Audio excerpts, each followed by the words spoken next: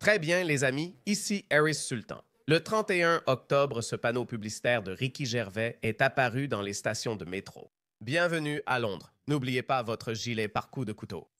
Et puis, après de nombreuses plaintes de personnes comme Narinda Kaur et tous ces islamistes, marxistes, communistes, de gauche et éveillés, franchement, ça n'a plus d'importance. Suite à de nombreuses plaintes, cela a été retiré en moins de 24 heures.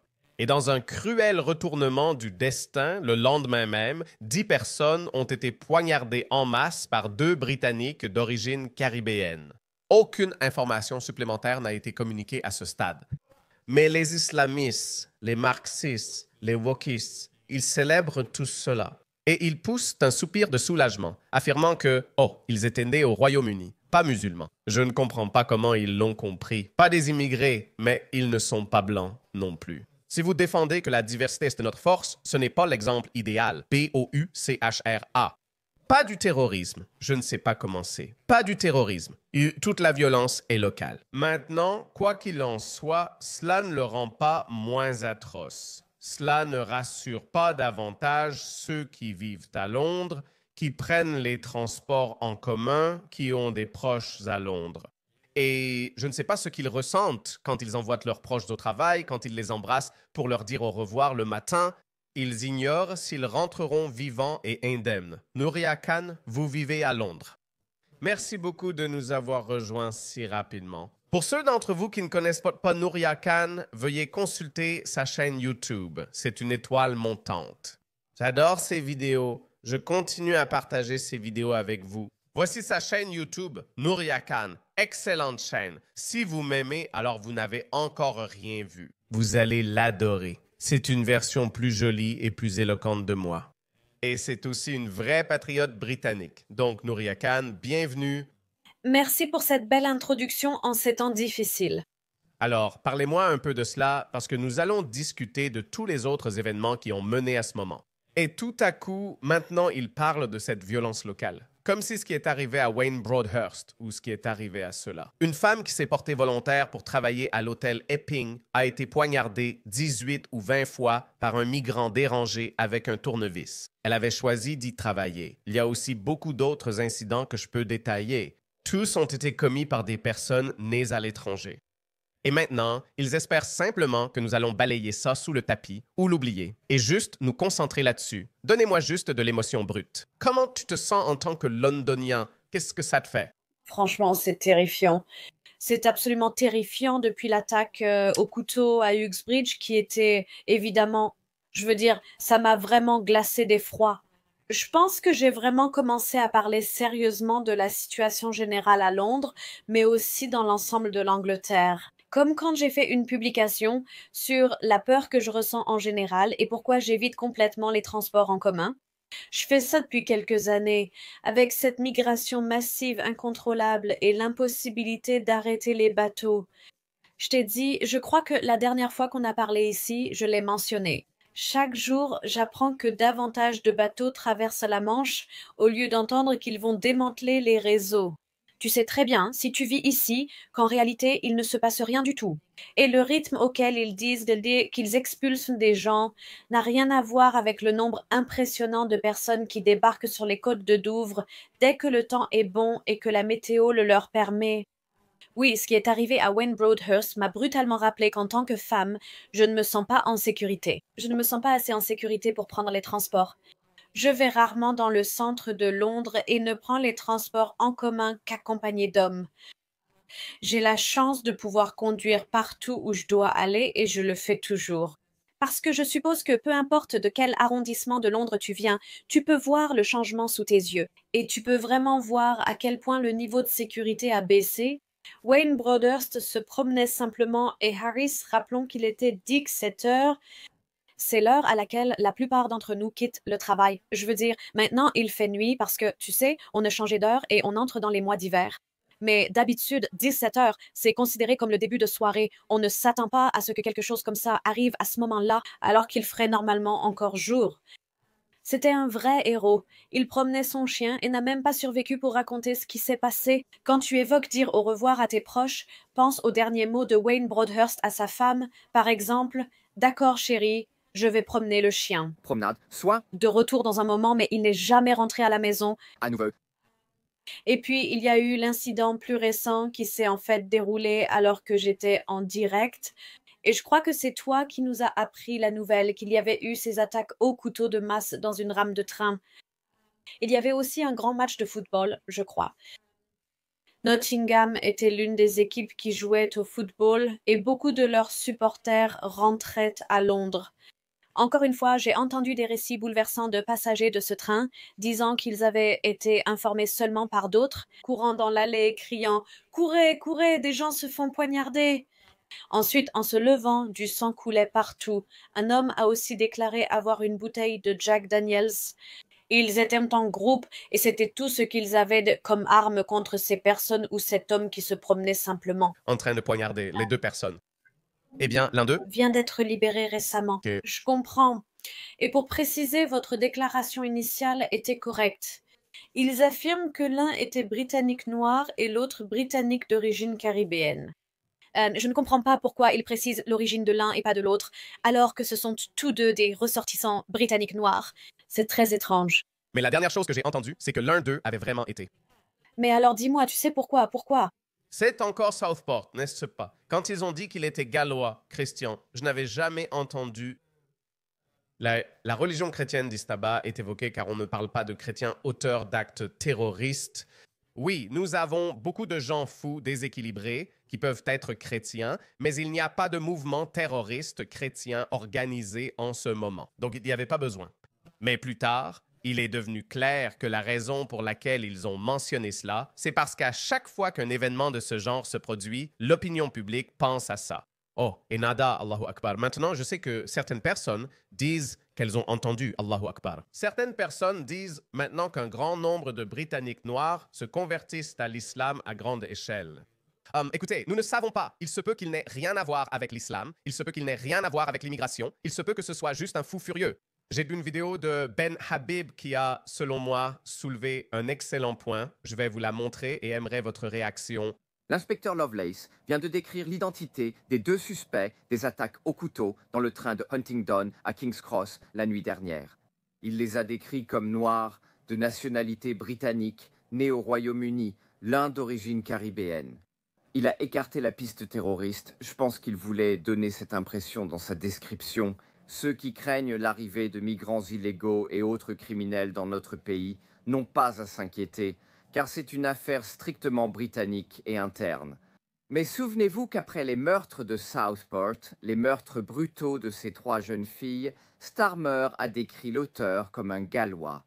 À mon avis, Starmer s'est livré, sans aucun doute, à une diversion. Il voulait donner exactement la même impression que Ludlas a essayé de nous donner ce matin au sujet de l'identité de ces deux hommes. Maintenant, il est tout à fait possible qu'ils soient britanniques à tous égards, mais il ne nous a pas donné leur nom. Et je resterai extrêmement méfiant tant que nous n'aurons pas tous les détails sur qui sont ces deux personnes. Il m'est presque inconcevable que ce n'était pas un acte de terrorisme. Pourquoi sortiriez-vous inutilement des couteaux pour tuer des gens ou chercher à tuer des gens, des personnes au hasard dans un train? Si ce n'est pas du terrorisme, alors quoi? C'est le point principal. Peu importe le motif des tueurs, le peuple britannique subit désormais chaque jour des agressions importantes de personnes qui ne devraient même pas être dans ce pays.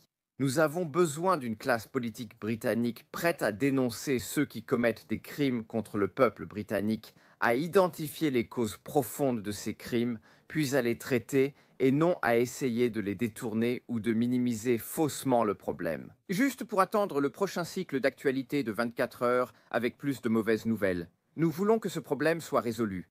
Et, franchement, cela commence par arrêter les bateaux dans nos eaux, détenir les migrants illégaux et les expulser. Peu importe qui étaient les deux personnes dans le train la nuit dernière.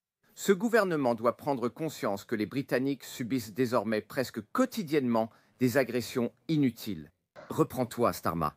Quelle est ta réaction à cela? Parce que, comme l'a dit Ben Habib, quel que soit leur parcours, cela ne veut pas dire que la Grande-Bretagne n'a pas de problème de migration illégale ou que la Grande-Bretagne n'a pas de problème d'extrémisme islamiste. Parce que je vais te montrer une douzaine d'histoires qui se sont produites au cours des 2 dernières semaines environ en Europe. Des personnes étrangères à ces terres ou aux idées politiques différentes sont présentes ici, commettent des violences contre les natifs de ce continent. Oui, non, je suis complètement d'accord avec ce que Ben Habib disait là. Honnêtement, Harris, c'était comme, je vais dire l'extrême gauche, puisqu'ils aiment tellement l'extrême droite, mais c'était comme l'extrême gauche et presque les médias traditionnels. Et je suppose que la police, essayant de désamorcer la situation autant que possible, essaie presque de nous dire quelque chose. Et on nous manipule encore. Détendez-vous, ne vous inquiétez pas, ce n'est pas un immigré illégal ni des musulmans. Allant presque à s'en réjouir. Oh, ce n'est pas le... Les coupables habituels? Tu sais? Oui, exactement. Comme si ça devait tous nous rassurer. Comme si cela devait minimiser ce qui s'est passé, comme si ce n'était pas si grave. Parce que juste en ajoutant le mot britannique devant eux, ça n'enlève rien au fait que, d'accord, comme tu l'as dit, ça pourrait être très probablement, évidemment, ce sont les enfants d'immigrés, n'est-ce pas? Ça n'enlève rien au fait que même si ce n'est pas directement un problème de migration immédiate, c'est clairement un problème d'intégration. C'est un problème d'assimilation. Ou alors, il y a quelque chose qui fait que certaines personnes de différents horizons sont plus enclines à la violence que d'autres. Mais tout à coup, pour l'extrême gauche, il semble que la race soit devenue sans importance, ou qu'ils s'en moquent vraiment parce qu'ils ne veulent pas mentionner la race des auteurs. Je pense que la politique identitaire est aujourd'hui morte. Ils tentent de nous manipuler en disant « Ce ne sont plus des clandestins, alors pourquoi vous plaindre ?» C'est un problème d'origine locale. Non, c'est toujours intensément et absolument symptomatique de ce que nous disons être le problème plus large au Royaume-Uni. Et comme tu l'as dit, avec l'extrémisme aussi, où tu sais qu'ils essaient de faire passer ça pour un incident isolé, ce qu'ils répètent encore une fois, pour essayer de calmer l'opinion publique en disant que c'est un incident isolé. Disons que c'est un problème de santé mentale. On exclut le terrorisme. Note la rapidité avec laquelle ils l'ont fait. J'apprécie que Ben Habib ait demandé si ce n'est pas du terrorisme, qu'est-ce donc? Parce que je pense qu'un homme qui traverse un train en poignardant des gens de façon aussi insensée, si ce n'est pas avec l'intention de semer la terreur, je ne sais pas ce que c'est. Ils disent qu'il est né en Grande-Bretagne, comme si c'était une sorte de passe-droit. Je peux fournir une liste de personnes nées en Grande-Bretagne, mais cela n'illustre pas bien la diversité comme force. Le tueur de Lee Rigby, Axel Ruda-Cabana, né à Southport, au Royaume-Uni, était un agresseur et poseur de bombes dans une chaussure. Les poseurs de bombes du 7 juillet sont nés au Royaume-Uni. Né au Royaume-Uni, l'assaillant de Westminster et le poseur de bombes à la Manchester Arena sont tous deux nés au Royaume-Uni. Âgé de 29 ans. Nés au Royaume-Uni. Donc, s'ils pensent qu'ils peuvent s'en sortir en disant « Eh, regardez, il est né au Royaume-Uni », c'est un problème interne britannique. Non, ce problème ne va pas disparaître aussi facilement. Il y a ce problème de premier ordre, car nous l'avons toujours su. Les Jim Chaudhys de ce monde forment déjà la prochaine génération de djihadistes. Quelle statistique accablante ai-je trouvée? Plus de musulmans ont rejoint l'État islamique qu'il n'y en a eu qui se sont engagés dans l'armée britannique. N'est-ce pas incroyable? Ça montre simplement à quel point cette expérience du multiculturalisme, du moins avec la communauté musulmane, fonctionne bien. Donc ça, c'est le problème de premier niveau. Mais il y a aussi un problème de second niveau qui est plus immédiat et qui pourrait être un peu plus facile à résoudre. Eh bien, un peu plus facile. Stalma donne l'impression qu'il est impossible de s'attaquer à ces migrants illégaux. L'un d'eux a fait cela. Nous en avons brièvement parlé. Wayne Broadhurst. Il a probablement embrassé sa femme. Il a dit « Chérie, je reviens dans une demi-heure, je vais promener mon chien. » Et ce migrant afghan qui, encore une fois, demandeur d'asile, n'aurait pas dû être ici. Il était ici illégalement. Il logeait chez un Britannique. Probablement du genre « les réfugiés sont les bienvenus ». Le genre de personne qui disait « tu peux vivre chez moi, je vais te nourrir, je vais t'héberger, je vais prendre soin de toi ». Et puis, pour une raison quelconque, ce migrant afghan a eu, je ne sais pas, une crise ou quelque chose comme ça. Et puis, il a poignardé son propre hôte ainsi que son jeune fils. Ils se sont enfuis de la maison. Et puis, Wayne Broadhurst entre en scène. Et je ne sais pas, il a probablement plus de 50 ans, peut-être près de 60. Il a vécu toute sa vie, c'était un homme travailleur et il a payé le prix ultime pour avoir fait ce qui était juste. Vous savez, on se demande souvent, où sont les bons samaritains? On ne voit plus ça de nos jours. Les gens reprochent aux autres de filmer les incidents au lieu d'aider. Voilà la raison. Parce que ce monsieur a essayé de faire ce qu'il fallait et il en a payé le prix ultime. Oui, c'est un vrai héros. En plus, ça va à l'encontre du principe du témoin. Wayne a tenté d'intervenir en voyant le garçon se faire poignarder, qui venait de voir son père subir le même sort devant lui. Donc encore une fois, un vrai. Héros. Et c'est la même chose que j'ai entendu à propos de l'incident qui s'est produit dans le train où cette femme était dans un état absolument catastrophique parce que l'agresseur avait essayé de la poignarder mais un homme s'est interposé et lui a littéralement sauvé la vie en l'empêchant d'être poignardé. Et il a en quelque sorte pris le coup de couteau à sa place. Donc ça montre vraiment que dans ces moments-là, il y a des gens ordinaires qui se dépassent et deviennent de véritables héros. Ils mettent leur propre vie en danger. Et dans le cas de Wayne, il n'a même pas survécu pour raconter son histoire. Et comme tu l'as dit, c'était exactement. Oh là là, j'aurais préféré ne pas voir ça, c'était implacable. Des coups de couteau purs. Comme tu sais, une pure brutalité. Et je crois que c'était une famille britanno-pakistanaise, comme tu l'as dit, qui, par pure bonté de cœur, et je dirais assez naïvement, a laissé un étranger vivre parmi eux et dans leur maison, l'a accueilli. Dans leur Maison. Oui, il s'appelait Farouki ou quelque chose comme ça, l'homme qui l'avait laissé entrer. Donc, ça montre bien que toutes ces personnes qui continuent de brandir ces pancartes et qui ont cette vision du monde exceptionnellement libérale où l'on peut avoir des frontières ouvertes et laisser entrer des gens non contrôlés venant d'autres pays et même les accueillir chez soi. Voici ce qui peut arriver sous votre surveillance. Ils ont du sang sur les mains pour avoir laissé cet homme ici. Et il s'est déjà retourné contre eux. Il s'est retourné. Contre quelqu'un d'autre? Comme toi. Tu l'as dit, ouais. Je ne savais pas qu'ils étaient britanniques, pakistanais. Ils n'ont pas agi par opinion libérale, mais par conviction de fraternité musulmane, car il y a une famille. Ça compte, oui. Il y a une histoire où Muhammad et ses quelques disciples ont émigré de la Mecque vers Médine. Ensuite, les musulmans de Médine ont ouvert leur maison à leurs frères musulmans migrants. Et cela est présenté comme une histoire vraiment bonne, vertueuse et pieuse, que c'est ce que les musulmans devraient faire pour leurs frères musulmans. Cette famille pakistanaise a fait pareil pour un Afghan. Encore une fois, je ne dis pas que les Afghans sont de mauvaises personnes. Toutes sortes de personnes y vivent. Mais pourquoi risquer de faire venir quelqu'un d'Afghanistan où les opinions sont souvent très différentes? C'est très différent culturellement. Pourquoi les laisser entrer? Cependant, j'ai en fait été quelque peu surpris parce que je me souviens avoir vu cette vidéo d'un de ces YouTubers qui allait le faire. Ceux qui disent que les réfugiés sont les bienvenus, comme Narin ou les habitants de Kaul. Mais presque tous ont dit « Non, ma maison n'est pas assez grande, donc je ne sais pas. » Jusqu'où va leur compassion pour leurs semblables migrants, mais ils se préoccupent surtout de leur propre maison. Je ne sais pas pourquoi ils n'étendent pas la même préoccupation à leur communauté ou à leur pays. Je me demandais si tu voudrais t'inscrire sur une liste disant que tu es prêt à accueillir des réfugiés chez toi. Le seul problème, c'est, tu vois, les loyers. Tu es locataire. Ouais. Ça pourrait poser problème. Ouais, parce qu'ils ont mis 9 chambres dans une maison de 4 chambres. Donc on est plutôt... Donc est-ce qu'on devrait... Faut-il accueillir un réfugié chez soi? Eh bien, si je n'avais que mon visage, je l'aurais fait, non? Être un... Un bel endroit pour les amener. Je serais fière de toi. Si j'avais ce visage, merci beaucoup. Le mien est dans un lieu de location, donc on y va. Location. Ouais. Tu ne peux pas le faire. Ouais.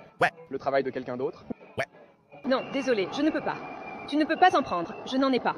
J'en ai pas. Je n'en ai pas de mauvais. Je n'ai pas cet endroit. Est-ce que tu as... Un état de réfugié? Vous êtes nous? Oui, je ne veux pas. Tu as une liste? Je ne sais pas. Oui, je me prends dans le truc. Oh, attends, je ne peux pas parce que mon cœur est un peu petit. Et... Cette vidéo est virale, je veux juste te la montrer. Et cela concerne aussi la sécurité des transports publics britanniques.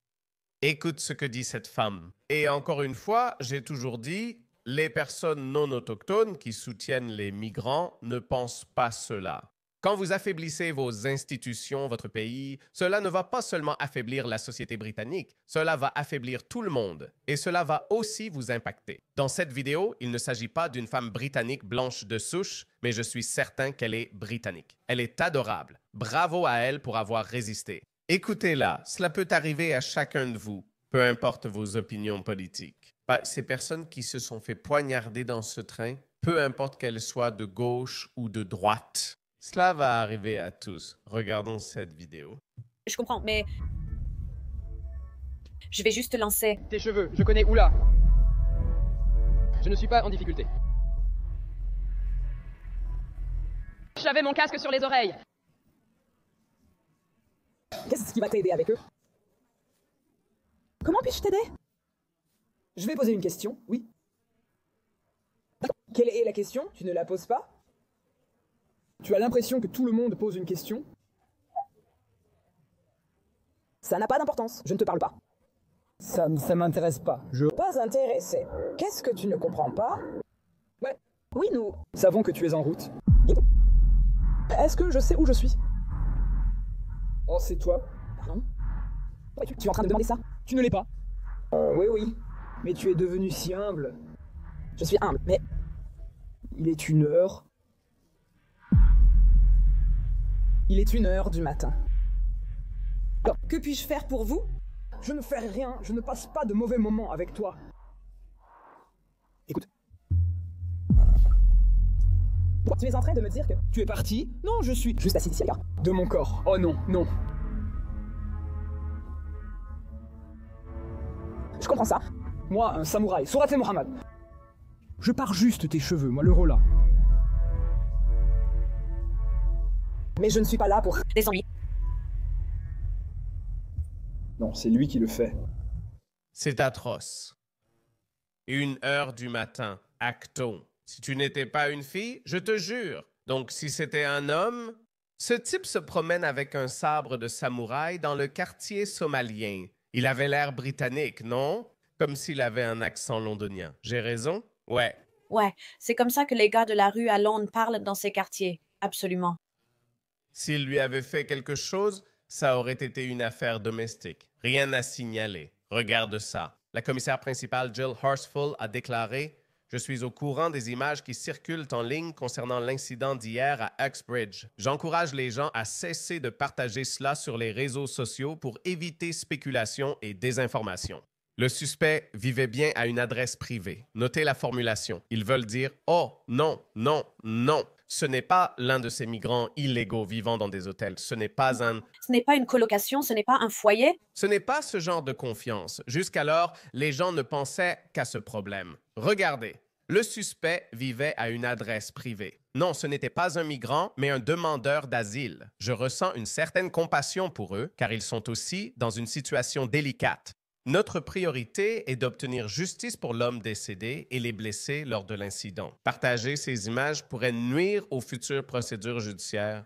Bla, bla, bla. Ensuite, regardez ça. C'est le message qu'ils essaient de faire passer à tout le monde maintenant. Shabana Mahmoud. Et Kiastama, aucun mot, rien sur Wayne Broadhurst. Et il diffusait cette propagande. Je ne veux pas t'ennuyer avec tout ça. De toute façon, ce ne sont que des mensonges. Honnêtement, je ne crois pas un mot qui sort de sa bouche. Elle n'a absolument aucune compassion. Son nom n'a même pas été mentionné au Parlement. Les médias traditionnels en ont à peine parlé. Je crois que c'était soit Channel 4, soit ITV News qui ont consacré, et je ne plaisante même pas, 19 secondes à cette histoire en le mentionnant. Donc, Brièvement en passant, certains journalistes, ai-je entendu, ont simplement dit « il est mort ». On n'a pas dit qu'il avait été tué ou assassiné, juste qu'un homme est mort. C'est pourquoi je parle de manipulation. Ils minimisent ces choses pour que vous ne compreniez pas la gravité de ce qui s'est passé. S'il n'y avait pas des endroits comme X, s'il n'y avait pas des personnes, des médias indépendants, nous ne saurions pas ce qui s'est réellement passé. Le fait que cet homme se promenait dans les banlieues ordinaires d'Uxbridge, causant ce genre de chaos, le fait que cette fille ait été abordée de cette façon lors d'une nuit ordinaire à Acton, toutes ces choses, elle, Shaban Mahmoud ose dire des choses comme « Vous savez, ne soyez pas... » en train de répandre de la désinformation. Arrêtez de répandre des rumeurs, c'est tout ce qu'elle a à dire. Parmi ces platitudes, il y a simplement « Arrêtez de parler et arrêtez d'attiser le feu. Quand le feu est allumé et qu'il rugit. » Elle est allée en Grèce pour accueillir les migrants illégaux qui affluaient sur les côtes grecques. Elle y est allée pour les accueillir. Et maintenant, elle veut que le public britannique sache qu'elle fait tout ce qu'elle peut pour expulser ces migrants. Quand change-t-elle discrètement de discours? Parce que j'ai remarqué que beaucoup de ces personnes essaient de réécrire l'histoire. Ils essaient d'effacer leur passé, mais discrètement. H-A-R-R-I-S. Je ne pense pas qu'elle ait changé de discours, d'ailleurs, pas du tout. C'est ce que je dis. Je ne crois pas un seul mot qui sort de sa bouche. Tu penses qu'elle est comme... Absolument. Le jour même. Écoute, tu peux venir et sécuriser les frontières beaucoup plus rapidement. Tu peux expulser beaucoup de gens beaucoup plus vite. Tu peux faire ces choses si tu en as la volonté. Il y a eu juste après, peu de temps après le meurtre de Wayne Brothers, l'une de ces réunions, et j'oublie comment ça s'appelle, mais tous les hauts responsables du Royaume-Uni, je veux dire, ils se réunissent tous à cela. Je crois que c'est soit chaque année, soit tous les 2 ans ou quelque chose comme ça. Shobana Mahmood s'exprimait là-bas, mais médias et presse y sont interdits. Mais quelqu'un a réussi à enregistrer ce qu'elle a dit sur scène. Et ça, c'était... Enfin, souvenez-vous, Wayne Broadhurst venait juste de mourir. Et elle est en train de rire et elle lance une pique au député réformiste qui a parlé de la surreprésentation dans la publicité. Shabana Mahmood a dit « Désolé, il faudra supporter une autre femme brune ici un moment. Je sais que, vous savez, ce n'est pas quelque chose que vous aimez, mais je suis là, voilà. » Et puis elle a dit « Je suis une femme musulmane brune. Mais vous pourriez aussi me voir à l'arrière d'un canot, sirotant du rosé et fumant. Puisque si on ne peut pas les arrêter, autant les rejoindre. » Elle a plaisanté avec le mot « massacre » et a ri alors que Wayne Brothers avait vraiment été massacré. Quelques heures. C'était tellement désagréable. Je ne crois rien de ce qu'elle dit, je la trouve très sournoise et poisseuse. Ce ne sont que des platitudes et elles sont totalement fausses. Donc, tu n'adhères pas à ma théorie. Je pense que Kyostama a délibérément engagé une femme de couleur.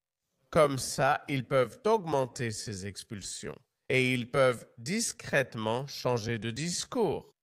Et si les gauchistes ou même les électeurs travaillistes typiques disent « Hé, qu'est-ce que vous faites? Vous violez les droits humains de ces réfugiés, vous êtes raciste. » Il répond « Hé, elle est brune et très pro-réfugiés. Tu ne crois pas que c'est ce qui se passe? » Donc ils vont juste continuer à faire de beaux discours sans agir, c'est ce que tu dis? Oui, je pense qu'ils essaient peut-être de la promouvoir pour qu'elle devienne la première femme musulmane première ministre, tu vois. Mais honnêtement, pour chaque, disons, 2 personnes qu'ils expulsent, ça coûte de l'argent aux contribuables.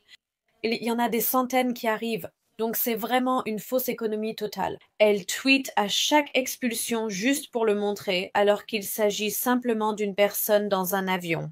2 personnes dans un avion, un part, 2 arrivent. Ce ne sera pas simple. Un qui part, un qui arrive, parfois 2 partent, les 500 arrivent en même temps. Ce n'est absolument pas durable et ce n'est pas du tout leur priorité. La seule raison pour laquelle Keir Starmer doit nous montrer que certaines expulsions ont lieu, c'est parce que, regardez autour de vous. Absolument tout le monde est conscient de ce problème. Il a les pires taux de popularité de tous les premiers ministres de l'histoire politique. De l'histoire en ce moment. Donc il doit être vu en train de faire quelque chose. Mais il lui reste encore 3 ans et demi. Je ne comprends tout simplement pas comment il peut continuer. Et je m'inquiète.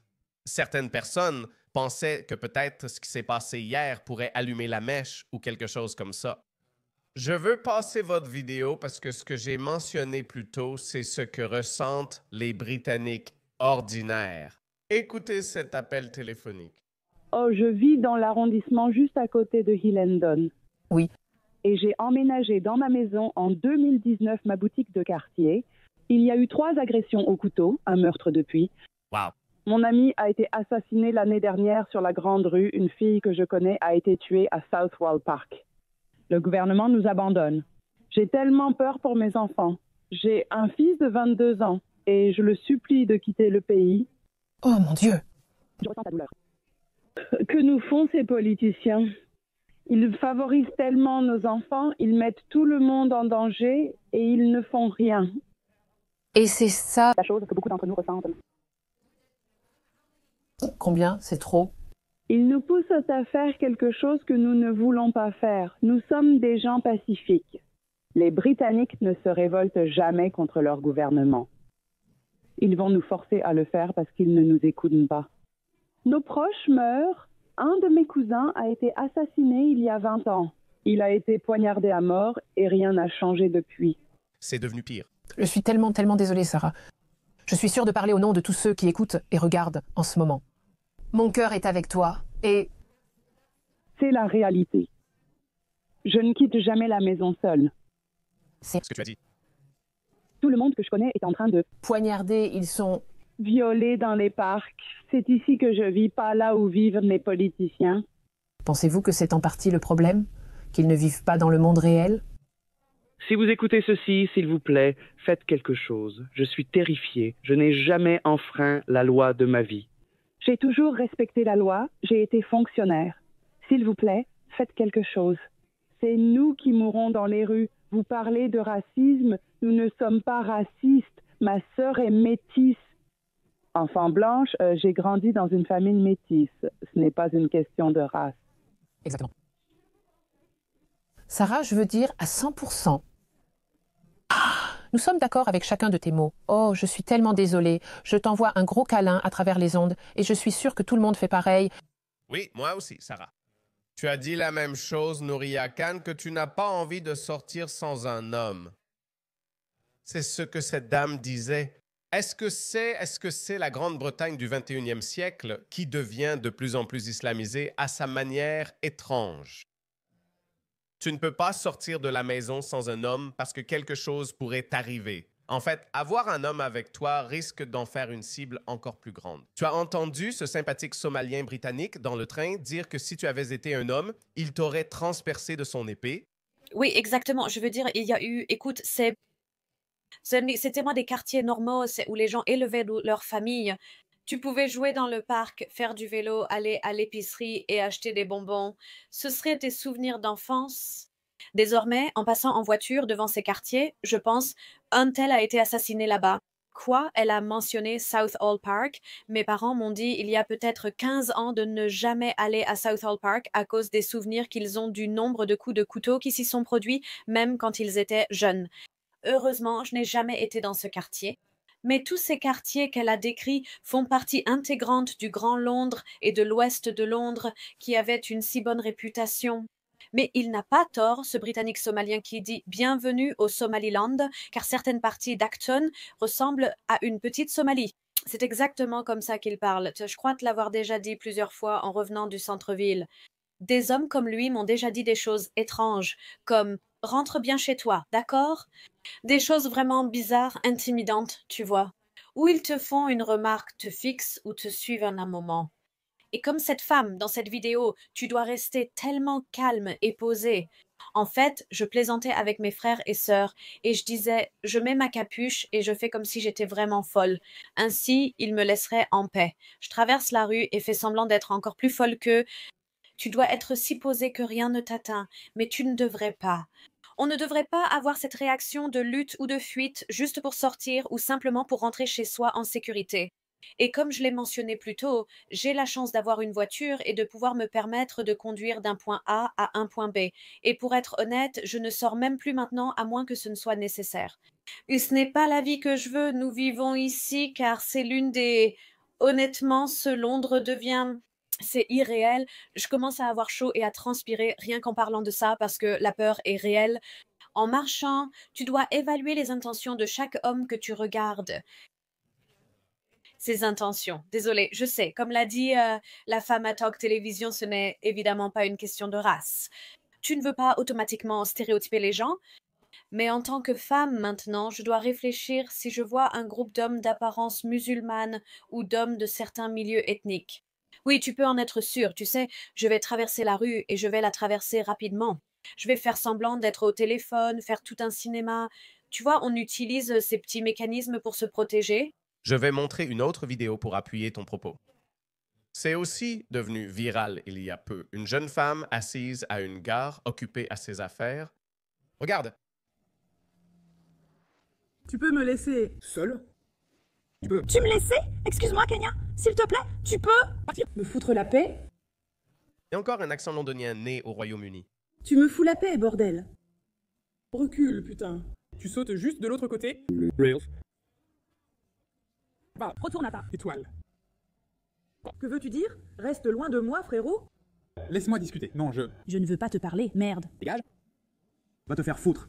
Je n'ai pas envie de te parler. Je ne te connais pas du tout. Va te faire foutre. Mais je vais quand même te suivre.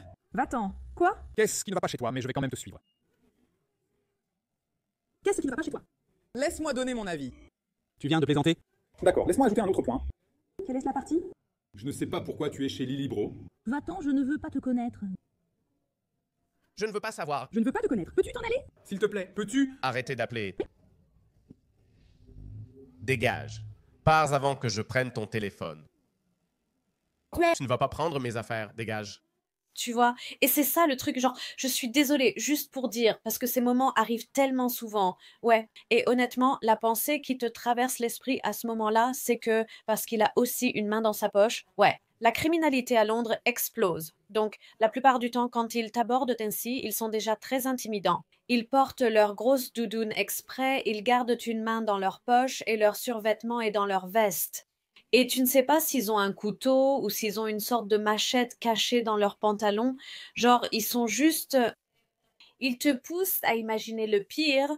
Et en tant que femme, à ce moment-là, tu ne penses qu'à une chose. Si cet homme agit, il ne me restera que l'enregistrement sur mon téléphone de mes derniers instants. Sincèrement, c'est ce qu'elle faisait. Elle tenait sa caméra à ce moment-là. Exactement la même chose m'est arrivée en rentrant dans une station de métro un soir.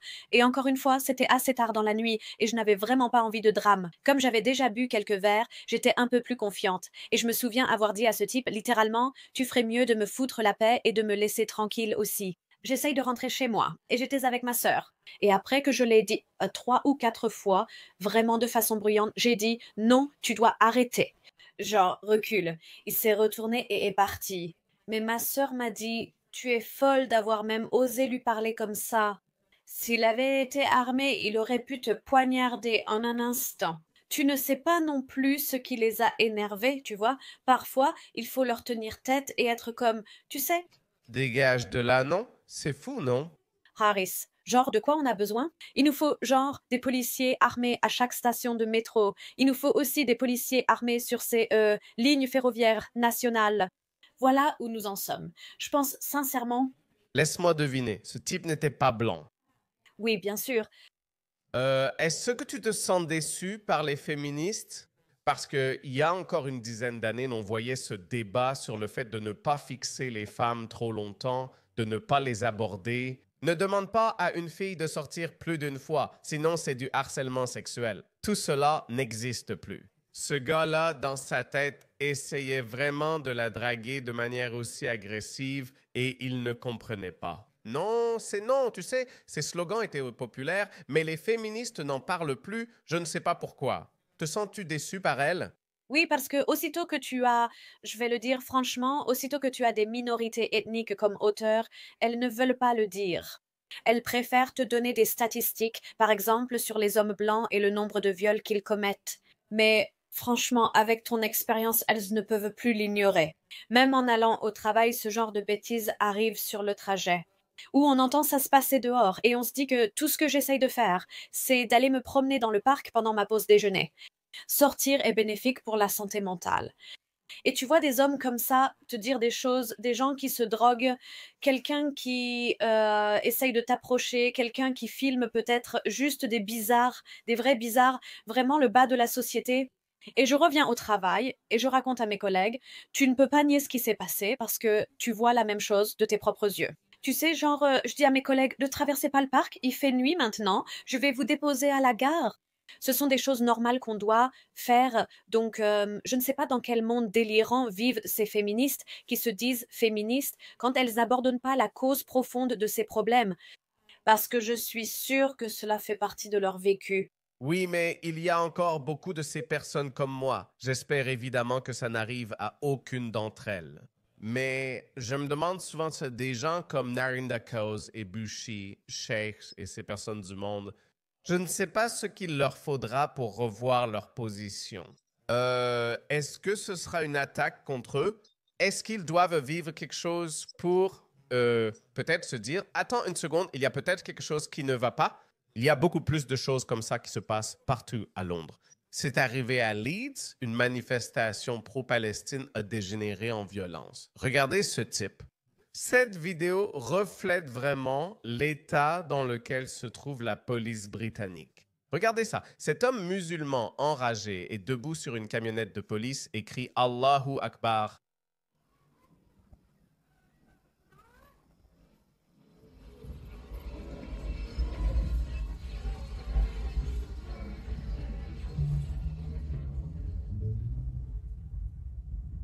Il est debout sur une camionnette de police. Qu'est-ce qu'il sait que c'est? Je vais vous montrer d'autres incidents. Voici Mohamed Kaded, emprisonné 16 mois après avoir étranglé un membre du personnel ferroviaire lors d'un différend concernant un billet. Il n'y a pas que le public ordinaire, tout le monde va en souffrir. Et ce n'est pas seulement en Grande-Bretagne, ça se passe partout. Regardez ça. C'est arrivé en Espagne la semaine dernière. Un migrant suspect a été arrêté en Espagne, accusé d'avoir violé un homme rentrant chez lui après une soirée en boîte à Saint-Sébastien le week-end dernier. Selon les autorités basques, le suspect, décrit uniquement comme étant d'origine étrangère et âgé d'une trentaine d'années, a utilisé une technique d'étranglement pour rendre sa victime inconsciente avant de l'agresser. L'agresseur a été arrêté 2 jours après. D'accord, regardez simplement le niveau de dépravation des personnes qu'ils ont importées. Voilà ce qui arrive quand on fait venir des gens sans casier judiciaire, sans contrôle de santé, sans référence de caractère, ce qui est pourtant la manière légale de faire l'immigration. Ça ne s'arrête jamais. Koweïtien Moubarak Al-Moutari, d'19 ans, s'est filmé agressant sexuellement une fille à Market Street, Manchester. Il a suivi 3 filles dans des magasins où il les a agressées sexuellement. Son téléphone comptait 4000 images d'enfants dès 8 ans. Regarde ça, c'est le cas le plus tordu. Il a aussi été couvert par les médias grand public allemands. Un homme hébergé dans un centre d'asile a poussé son ami par la fenêtre. Et ensuite, alors qu'il était blessé au sol, il s'est approché de lui et l'a ensuite violé, alors qu'il était grièvement blessé. Je ne sais pas, ils n'ont pas divulgué les Oh mon Dieu! antécédents de ce type. Il n'y a pas que les femmes qui sont victimes de violences, d'agressions sexuelles, de viols et de toutes sortes de crimes odieux. Les hommes se font violer aussi. C'est de la folie totale, comme si la société s'était complètement effondrée.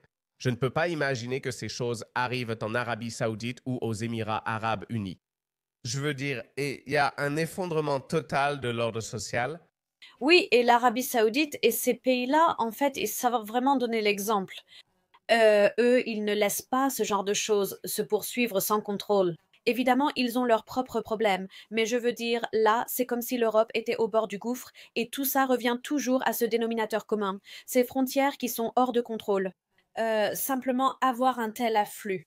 Et ça rejoint ce que tu disais, tu sais, tous ceux qui sont très à gauche veulent des frontières ouvertes et accueillir les réfugiés jusqu'à ce que la violence frappe à leur porte ou que ça devient trop proche pour se sentir en sécurité. Je pense que c'est ce que mentionnait l'auditeur de Talk Télévision.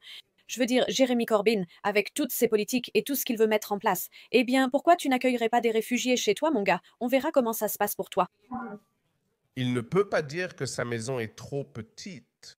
Oui, franchement, ils sont très contents de transformer les quartiers des autres et ce qui était autrefois, tu sais, de jolis endroits où grandir et avoir une vie ordinaire et sûre. Ils transforment ces lieux en champs de bataille, laissant ces gens agir librement. Demande à n'importe qui vivant dans différentes régions du pays. Mais le rythme auquel les HMO augmentent et le fait que de grandes propriétés de type manoir soient transformées en HMO, et je suis sûre que, comme tu l'as vu à Epping, tous ces hôtels qui hébergent des migrants, qu'est-ce qu'ils pensent qu'il va se passer? C'est qu'est-ce que tu penses qui va arriver quand tu fais ça à un village paisible du Royaume-Uni? Qu'est-ce que tu penses qu'il va se passer quand tu mets ça dans un arrondissement de Londres réputé pour n'accueillir que des familles de classe moyenne ou ouvrière? Et tu ajoutes un tas de migrants qui n'ont absolument rien en commun avec la culture, peut-être aucune compréhension de la langue anglaise. Comment crois-tu que ces filles se sentiront en rentrant de l'école ou en sortant le soir? Ce sera vraiment chaotique. Et je pense sincèrement que si rien ne change bientôt, les gens parlent, tu sais, d'une sorte de révolte contre ce gouvernement. Maintenant, ce mot revient souvent, employé par le gouvernement et dans le contrat social. A été rompu, le gouvernement ne va plus vous protéger. J'ai dit récemment que je ne peux pas porter de gaz poivré, alors on m'a conseillé d'acheter du Deep Heat à mettre dans mon sac. Mais les gens disent, peu importe ce qu'on nous dit maintenant, les choses sont tellement graves dehors, tu sais. Ça ne sert à rien de faire confiance à ce gouvernement, de l'écouter et de penser qu'il va te protéger, à aucun niveau. Je préfère traiter avec la police métropolitaine que risquer d'être poignardé dans un train à Londres. Désolé, j'ai beaucoup d'exemples. Tu viens juste de mentionner le mot champ de bataille. Regarde ça, c'est Birmingham. Ils tirent des feux d'artifice et il y a un bus. Ils tirent des feux d'artifice sur des voitures et des bus. Il n'y a pas de police en vue. Regardez ça. Wow. Qu'est-ce que c'est? Regarde ça. Qu'est-ce que c'est? Qu'est-ce que c'est? Oh là là. C'est Paris, je crois. Et pas seulement ça. C'est violent. Regardez ça. Regardez ça. Oh là là, c'est... Angleterre. Oui, c'est de l'anglais. C'est l'Angleterre. Oui. C'est Londres. Probablement l'Est. Londres. Regarde comme c'est sale, regarde comme c'est crasseux. Que s'est-il passé ici? Importe le tiers-monde, devient le tiers-monde. Es-tu d'accord avec cette citation? Effondrement total? C'est un effondrement total. Et tu sais, c'est vraiment triste et déchirant de penser à certains endroits comme l'est de Londres. Ouais, je veux dire, je ne vais même pas au-delà de Liverpool Street sur la carte du métro. Tout ce qui est au-delà de Liverpool Street, pour moi, est interdit. Parce que j'ai tout simplement accepté le fait que cette partie de Londres a été, faute d'un meilleur mot, colonisée. Je veux dire, c'est devenu un mini Bangladesh, des mini-parties du Pakistan. Tower Hamlet en particulier, c'est comme un mini Bangladesh. Si tu y entres, tu sais quoi, c'est exactement le langage qu'ils utilisent aussi. Tu n'es pas la bienvenue ici, ça nous appartient. Que veux-tu dire? Tes ancêtres ont construit ici. Ça ne ressemble pas à l'architecture que tu as au Bangladesh, mais c'est le genre de langage qu'ils utilisent. Et le plus triste, c'est que l'histoire de l'East End remonte à tellement longtemps. Et c'était autrefois, tu sais, le centre du vrai, authentique, cockney ouvrier. De la classe ouvrière anglaise.